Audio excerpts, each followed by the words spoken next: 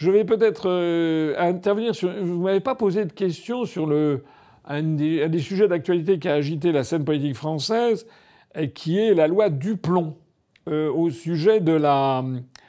Il y en a une apparemment. Comment ? Il y en a une sur ce... Ah bon, il y avait une question. Parce que c'est un truc qui a agité pas mal la scène politique française. Il y a cette loi Duplon. Alors, c'est un peu mal trouvé que le député Duplon, c'est un agriculteur, mais enfin, évidemment, ça fait... ça accrédite la loi Duplon. Ça accrédite l'idée que c'est une loi qui va être nocive à la santé, parce que le plomb est un métal qui est très, très nocif. Enfin bon, bref, c'est pas de sa faute s'il s'appelle Duplon. Mais c'est une loi qui a été votée et qui réintroduit en France des néonicotinoïdes, c'est-à-dire des insecticides, qui avaient été interdits déjà il y a un certain nombre d'années, quelques années, parce que ce sont il y a une substance notamment qui est l'acétamipride, qui est un néonicotinoïde et qui a été interdit pour des soupçons d'être cancérogène. Ou si pas cancérogène, qui peut développer des phénomènes du style anxiété, angoisse, des tas de choses au niveau neurologique, etc. Alors, il y a des expériences qui ont été faites, il y a des gens qui disent oui, des gens qui disent non.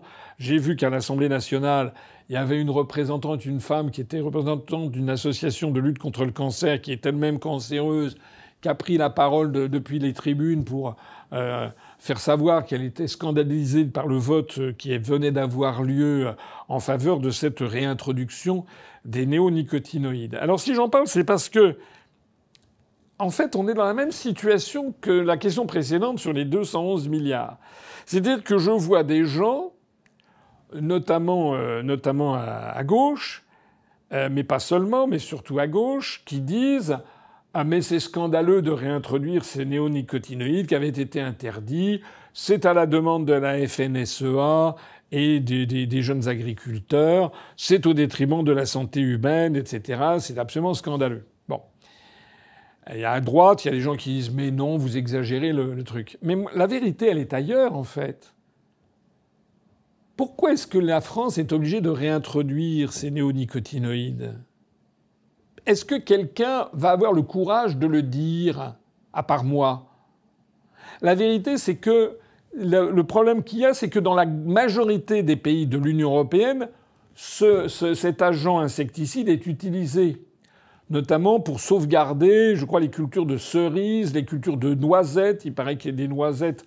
Il y a je ne sais plus quel insecte qui suce le sucre des noisettes, etc. Et donc, il faut absolument avoir ça pour tenir la compétitivité face aux productions de noisettes ou de cerises ou de je ne sais pas quoi qui viennent certainement des pays de l'Est. Bien. Nous sommes dans le marché commun, dans le marché unique. La France ne peut pas empêcher que des noisettes qui ont été élevées avec ce néonicotinoïde qui s'appelle l'acétamipride, ne peut pas empêcher que ça vienne sur le marché français. Donc la question, c'est est-ce qu'on continue, c'est stop ou encore, est-ce qu'on continue à vouloir protéger les Français en empêchant l'utilisation de ce néonicotinoïde en France, au risque donc de détruire la filière française des cerises, des noisettes, de je ne sais pas quoi. Ah oui, des betteraves à sucre aussi. Je crois que c'est les betteraviers à sucre qui ont beaucoup agi. Il y a la famille, vous savez, ceux qui font du sorbitol aussi, cette famille des... Est-ce que l'on empêche l'utilisation de cet agent insecticide, auquel cas on détruit la filière française, et les Français, ils boufferont des noisettes ou de la betterave à sucre venue de pays de l'Est où cet insecticide est utilisé. Puisqu'on n'a pas le droit de s'opposer à des productions faites dans les pays de l'Est, quelle que soit la façon dont c'est contenu. C'est comme ça d'ailleurs qu'on se ramasse des poulets ukrainiens élevés en batterie avec des OGM et tout ce qu'on veut. Voilà. Donc au bout du compte, si on raisonne sainement, il faut bien comprendre que si les Français sont obligés de réintroduire cet agent cancérogène dans les exploitations, c'est pas la FNSEA ou le CDJA qui font en l'espèce critiquer le plus Ce n'est pas non plus les députés qui sont à l'origine de cela. Ce qu'il faut critiquer, c'est notre appartenance à l'Union européenne et à ce système qui nous oblige, quoi que nous fassions, à autoriser l'introduction sans droit de douane et sans contrôle de production faite dans les pays de l'Est avec cet agent insecticide. J'espère que je me suis fait bien comprendre. Voilà. Donc c'est exactement comme la précédente question. C'est pour ça que je me suis permis de sortir cette question que j'avais à l'esprit. C'est que de la même façon que on est obligé de donner 211 milliards d'euros aux entreprises, sinon elles s'en vont, on est obligé de réintroduire les insecticides, sinon il n'y a plus de noisettes, plus de betteraves à sucre en France. Parce qu'on aura été dévasté par la production européenne. Voilà.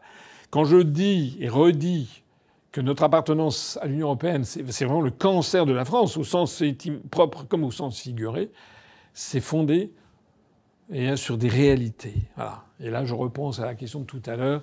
Voilà, par exemple, les gens qui rigolent, là, ceux qui disent, voilà, monsieur Asselineau, 1%, ils devraient avoir honte